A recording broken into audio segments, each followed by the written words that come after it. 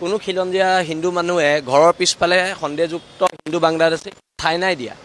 কিন্তু উজনি অসমৰ একাংশ খিলঞ্জীয়া মুছলমান মানুহে ঘৰৰ পিছফালে ডাঙৰ ডাঙৰ ভাড়াঘৰ বহাই গোটেই সন্দেহযুক্ত মানুহখিনিক তাত ভাড়াঘৰ দিছে আৰু দিয়াৰ পিছত এটা কি প্ৰব্লেম হৈছে, ভোটাৰ লিষ্টত নাম ভৰাই দিছে।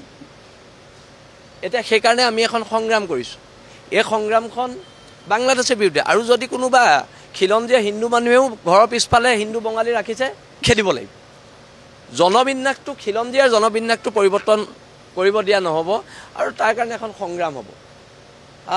কোনোবাই সাম্প্ৰদায়িক কথা বতৰা ক'ব, কৈ আমাৰ জাতীয় সংগঠনৰ দল সংগঠনক পিটিম বুলি ক'ব, জাতীয় দল সংগঠনৰ নেতাৰ মূৰ ছিঙি দিম বুলি ক'ব, আমি কি মনে মনে বহি থাকিম? কিন্তু আপোনাৰ এই সংগ্ৰামখনৰ হোৱাৰ লগে লগে গোটেই অসমত বা নামনি অসমত বা সংখ্যালঘু যিসমূহ সম্প্ৰদায়ৰ সংগঠন আছে, সেই সংগঠনসমূহে প্ৰতিক্ৰিয়া প্ৰকাশ